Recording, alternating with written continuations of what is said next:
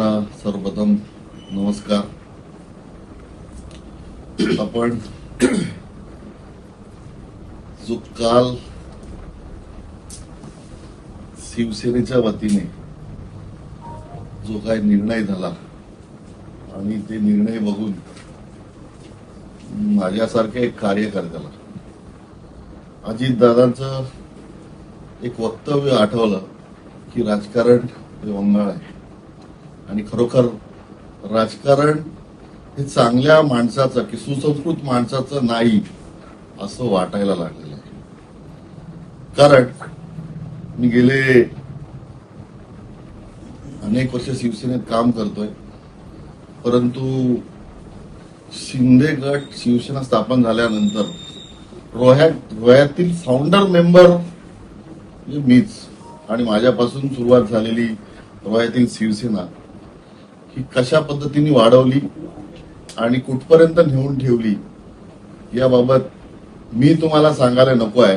हे तुम्ही जाऊन सर्वसामान्य लोकांपर्यंत जरी विचारलं तरी तुम्हाला याचं उत्तर निश्चित मिळेल.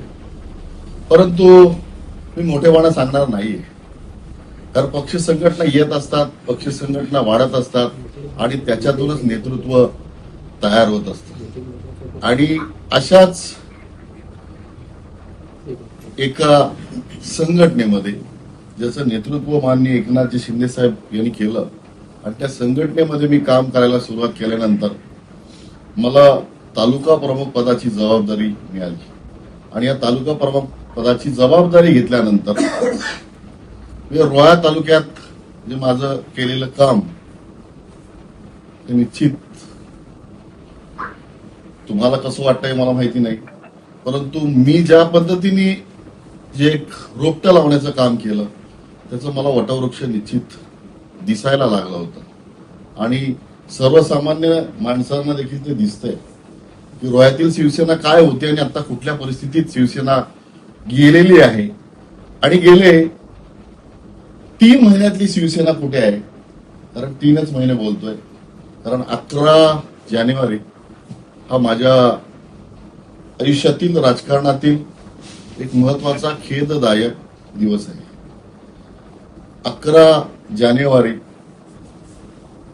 या दिवशी मी माझ्या तालुका प्रमुख पदाचा राजीनामा दिलेला होता आणि त्यानंतर मी ह्या पक्षातून किंवा पक्षाच्या जबाबदारीतून मुक्त झालेलो होतो.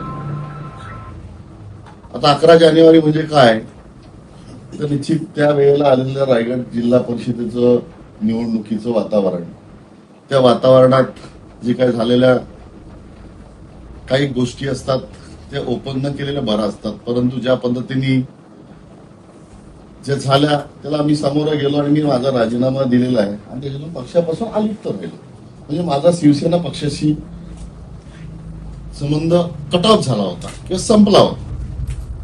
असा संपलेला माझा प्रवास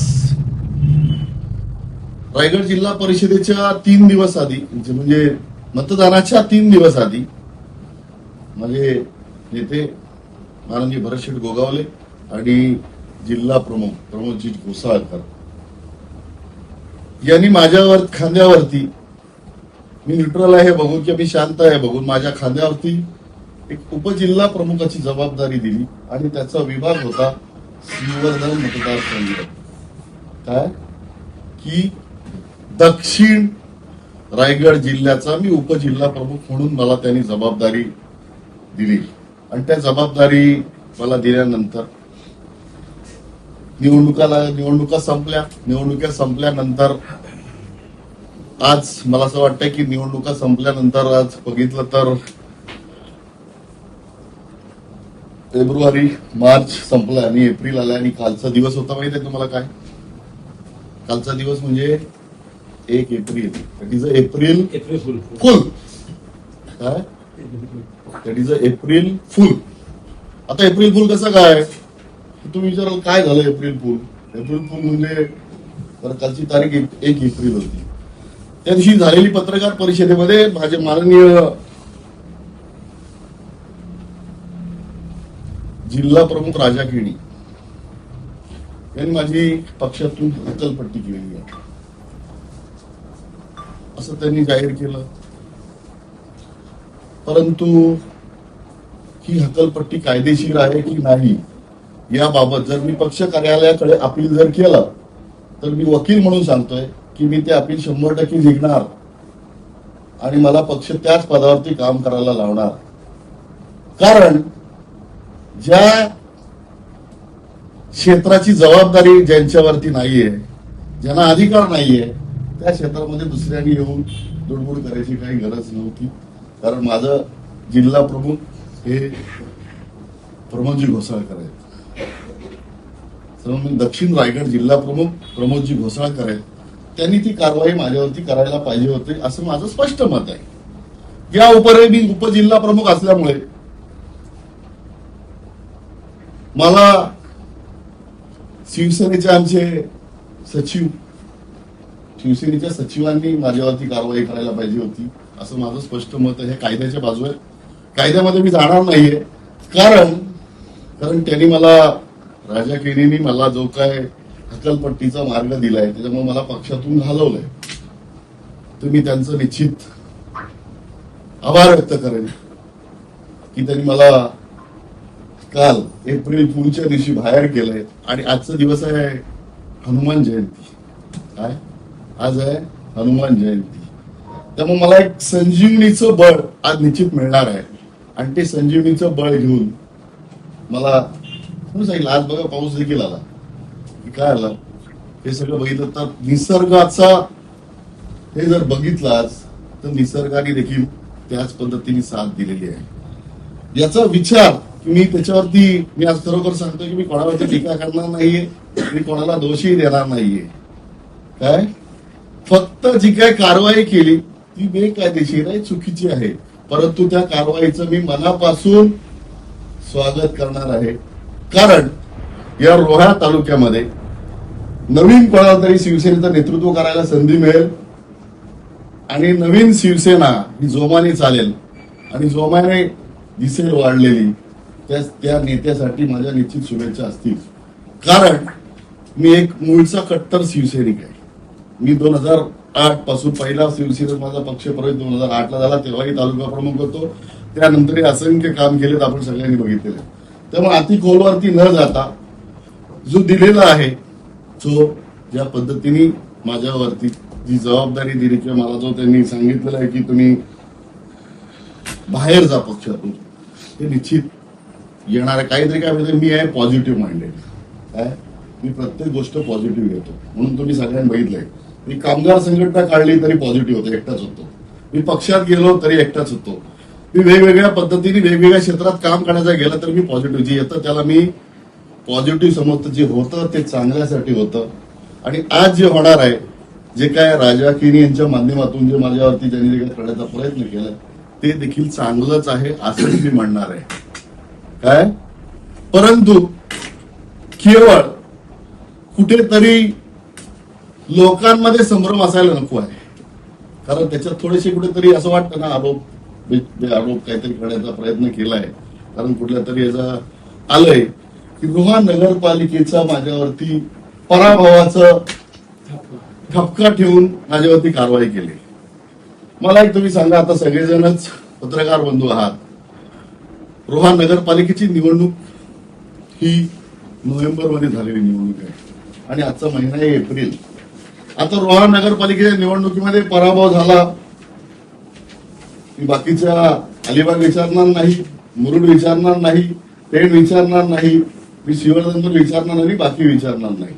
काय परंतु जो पराभव झाला त्या पराभव होऊन झाले 6 महिने. किती झाले? 6 महिने. पराभवानंतर माझी झालेली उपजिल्हा प्रमुख पदावरती मिळालेली बढती बघा, सगळ्यांनी विचारपूर्वक करायला एक गोष्ट आहे. पराभव झाला असता तर मला त्याच दिवशी पराभवाचा तुम्हाला करून मला सांगितलं असतं तुमच्यावरती कारवाई करण्यात येत आहे, पराभव झालेला जबाबदार तुम्ही आहात. आणि साहेब या सगळ्या गोष्टीसाठी रोहा नगरपालिकेत आपण किती होतो हे देखील बघणं गरजेचं. शिवसेना पक्ष रोहा नगरपालिकेत आपल्याकडे किती नगरसेवक होते, उमेदवारी कोणाला द्यायची, कशी द्यायची, कधी द्यायची आणि कोणापुढे द्यायची याच्यावरती बोलणार नाही. कारण माझ्याकडे किती उमेदवार होते आणि उमेदवारांच्या मुलाखती कुठे झाल्या? बाळासाहेब भवनला मुलाखती झालेल्या आहेत. काय? मुलाखती बाळासाहेब भवनला झाल्या.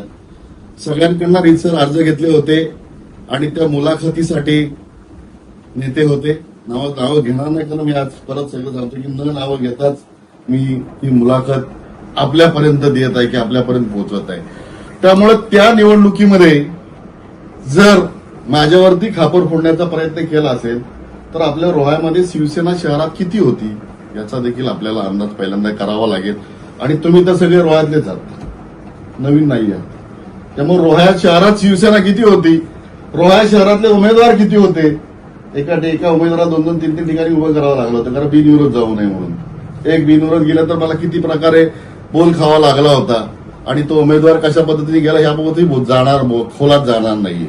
त्यामुळं अशा पद्धतीचे बिनबुडाचे आरोप करून मला जो काय हकलपट्टीकडे नेण्याचा जो काय प्रयोग आहे, अयशस्वी प्रयोग, कारण मी सांगतोय कायद्याच्या कठडीत न बसणारा हकलपट्टीचा प्रयोग, अयशस्वी प्रयोग करण्याचा केविलवाणा प्रयत्न केलेला आहे. मी आजही सांगतो केविलवाणा प्रयोग हकलपट्टीचा प्रयत्न केलेला आहे. या सगळ्या गोष्टीवरती न जाता आज तुम्ही बघितलं की रोह्याची शिवसेना 3 महिन्यामध्ये काय झालं शिवसेनेचं हे तुम्ही लिहिलं. मला वाटतं बऱ्याच पेपरला आला की 3 महिन्यात काय चाललंय तालुका प्रमुख नसल्यामुळे. या 3 महिन्यामध्ये या शिवसेनेला तालुका प्रमुख मिळायला शकला नाही. काय या 3 महिन्यात तालुका प्रमुख नाही मिळू शकला त्यांना, तर त्या पक्षाची अवस्था काय असेल हे मी सांगणार नाहीये. त्यामुळे सर्वसामान्य जनतातला आवाज घ्या, जनतेमध्ये असलेला इको बघा, काय बोलते जनता हे तुम्ही बघा, आणि मग जी काय माझ्यावरती कारवाई करण्याचा प्रयत्न केलाय तो कसा फार्स आहे ही लोकांना माहिती आहे. आणि हा जो सगळा फार्स केलेला आहे हा फार्सच राहणार आहे. मला त्याच्यामध्ये इंटरेस्ट नाहीये. मी काय सांगितलं तुम्हाला की त्यांनी केलेल्या हकलपट्टीचा मी मनापासून स्वागत करतोय.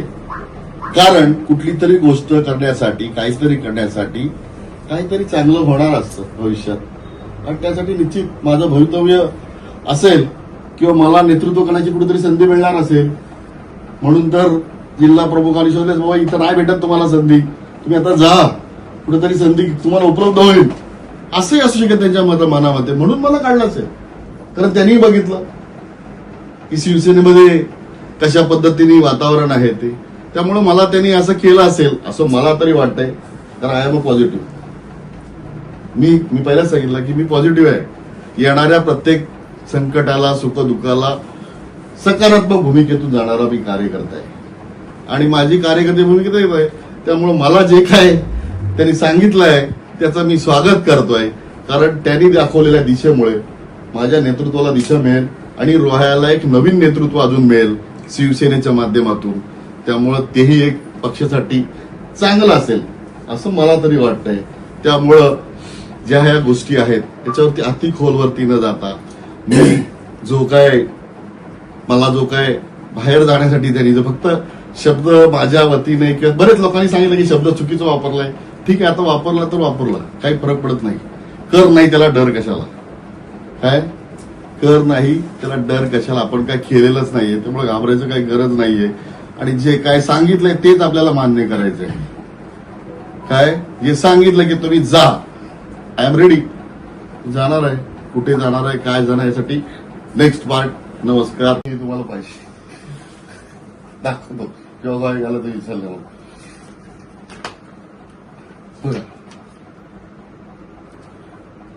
5/2 हिंदीला माझी नेमणूक केलेली आहे. 5/2/26 म्हणजे जिल्हा परिषदेच्या निवडणुकीच्या आधी की नंतर? आधीच्या 2 दिवस आधी. 2 दिवस. 7 तारखेला मतदान होतं. 7 तारखेला मतदान होतं आणि मला 5 तारखेला नेमणूक दिली आणि 5 तारखेपासून आचारसंहिता प्रचार बंद होता. काय होता? प्रचार बंद. त्यामुळे त्या निवडणुकीत माझा पदाचा आणि माझा काही संबंध नव्हता कारण मी राजीनामा दिलेला आहे. हे तर तुमच्या क्लिअर झालं सगळ्यांच्या लक्षात. ओके.